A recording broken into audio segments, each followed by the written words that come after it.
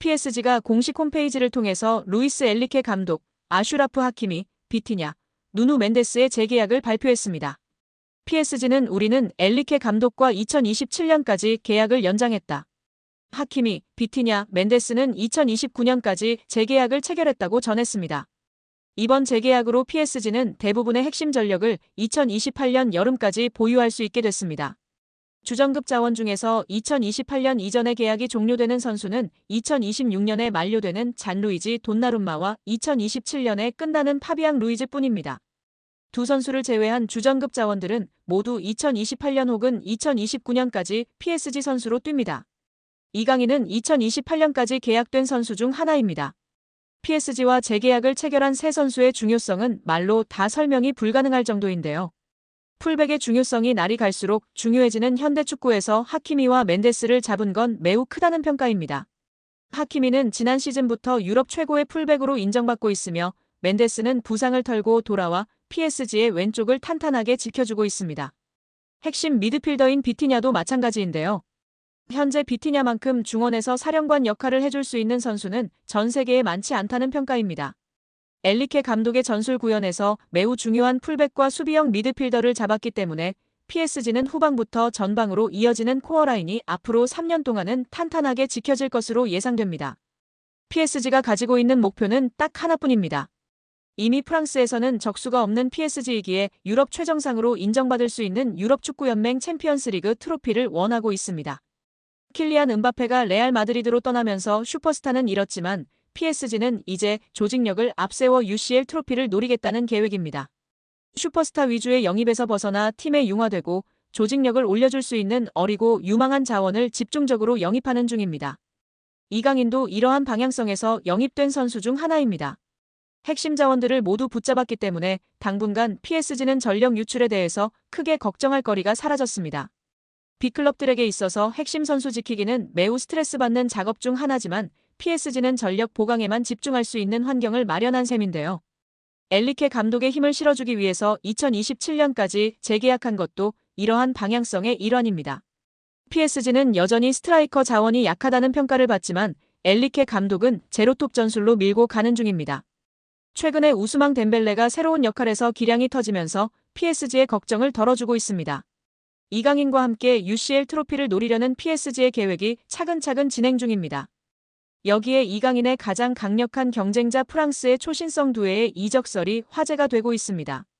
맨체스터 시티가 거액을 장전해 전력 보강을 추진한다는 내용인데요. 맨시티는 펩 과르디올라 체제에서 새로운 시즌을 위해 스쿼드 쇄신을 준비하고 있습니다. 풋볼 팬캐스트는 맨시티가 프랑스 리그 강호 파리 생제르맹 공격수 데질의 두에를 노린다고 전했습니다. 두에는 2023년 여름 스타드 렌에서 5천만 유로 794억 원의 이적료를 기록하며 PSG의 새 둥지를 틀었습니다.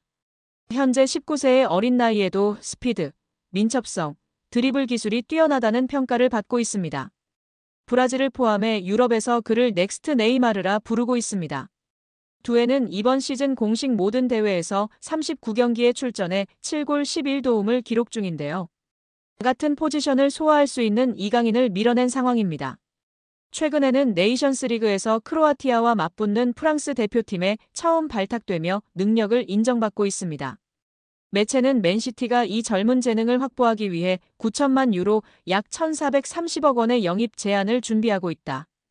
그러나 PSG는 두에를 미래 전력으로 간주하고 있어 방출에 소극적인 자세다. 그럼에도 맨시티가 포기하지 않고 계속 협상하기 위해 노력할 것이라고 전망했습니다. 만약 두에가 떠나고 이강인 잔류할 경우 주전 경쟁의 청신호를 켤 수 있는데요. 이강인은 최근 맨체스터 유나이티드 이적설, 에이전트 하비에르 가리도 메뉴와 미팅설이 돌았지만 이후 업데이트된 정보가 없는 상황입니다. 이강인은 현재 2028년 6월까지 계약 기간이 남아있는 상황입니다. 한편 매체는 맨시티가 올여름 이적 시장에서 다수의 방출을 준비하고 있다. 케빈 더 브라위너는 미국 메이저리그 사커 샌디에이고와 협상을 진행 중이며 마테오 코바치치는 아틀레티코 마드리드 이적 가능성이 부상했다. 이런 움직임을 통해 화보되는 자금은 두에 영입에 들어갈 것이라고 전망했습니다. 이강인의 소속팀 파리 생제르맹의 소유주 카타르 국영투자청 QSI가 스페인 라리가 2부 리그의 말라가 CF 인수를 추진 중이라는 소식입니다.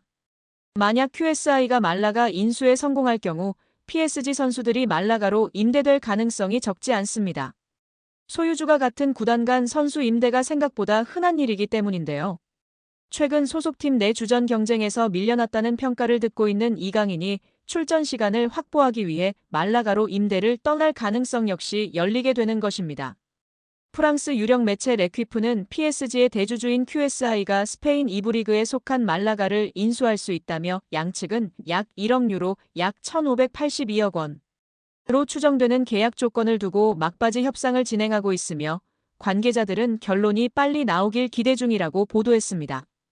QSI는 최근 몇 년 동안 종목을 가리지 않고 스포츠 구단 지분 인수와 관련해 적극적인 행보를 보였습니다.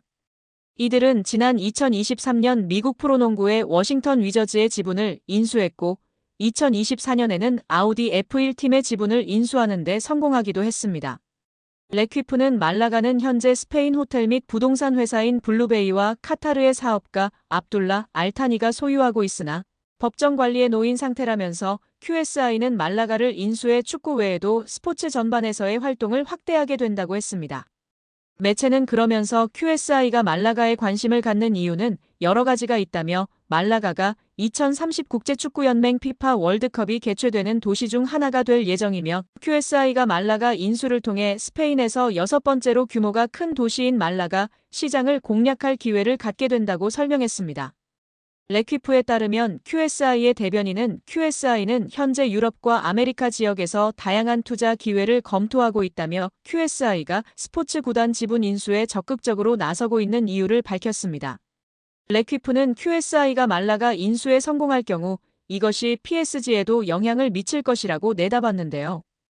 언론은 만약 말라가가 1부 리그로 승격해 챔피언스리그에서 뛰게 된다면 같은 소유주가 관리하는 구단이 동일한 유럽 대항전에 출전하는 걸 금지하는 유럽축구연맹의 규정을 준수해야 할 것이라고 했습니다. 또 현재 PSG와 브라가의 경우처럼 PSG는 말라가와도 연결고리를 구축할 수 있다면서 최근 몇 시즌 동안 PSG에서 자리 잡지 못한 선수들 중 일부가 포르투갈로 이적한 사례가 있었다. QSI가 소유한 클럽끼리는 확고한 연결고리를 유지하고 있으며 말라가의 합류로 이러한 관계는 더욱 굳건해질 것이라며 긍정적인 부분을 조명했습니다. 만약 QSI가 말라가를 인수한다면 레퀴프의 설명대로 PSG와 브라가 그리고 말라가 사이의 연결고리가 구축됩니다. 맨체스터 시티의 소유주 시티 풋볼 그룹을 중심으로 맨시티와 뉴욕시티, 멜버른 시티가 협력하고 있는 것이나 RB 라이프치히, RB 잘츠부르크 등 음료 회사인 레드불이 소유한 구단끼리 선수 공유가 활발하게 이뤄지는 것처럼 PSG도 같은 효과를 기대할 수 있는 것입니다. 이는 PSG 입장에서 상당한 메리트로 작용할 전망인데요. PSG는 이를 적극 활용해 팀 내에서 기회를 받지 못하는 선수들이나 경험이 필요한 유망주들을 브라가나 말라가로 보내 출전 시간을 늘리고 경험을 쌓게 한 뒤 다시 구단으로 복귀시키거나 브라가와 말라가에서 좋은 모습을 보여주는 선수들을 영입해 가용 선수 풀을 넓힐 수 있을 예정입니다. 여기에 정말 미쳐버린 이강인 선수인데요. 파리 생제르맹에서 맹활약 중인 이강인 선수를 객관적으로 평가한 지표가 축구 커뮤니티에서 화제가 되고 있습니다. 파리 생제르맹에서 뛰었던 선수들 중 한 경기에서 키패스 7회 이상 기록한 선수는 총 4명입니다. 모두가 알만한 월클인 선수들밖에 없습니다. 네이마르, 디마리아, 메시, 사라비아 선수인데요. 이 중 네이마르는 3회나 기록할 정도로 파리 생제르맹에서 키패스를 뿌리는 역할을 담당했었습니다.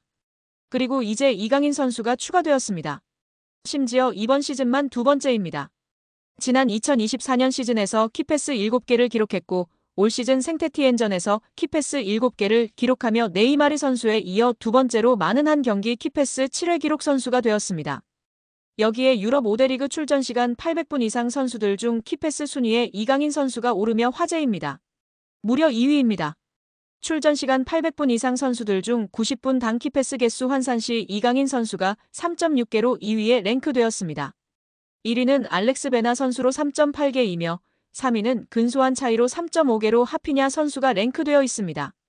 파리 생제르맹 동료 하키미 선수는 2.9개로 8위에 랭크되어 있습니다. 파리 생제르맹의 다른 공격수와 미드필더 모두 10위권에 랭크된 선수가 없습니다.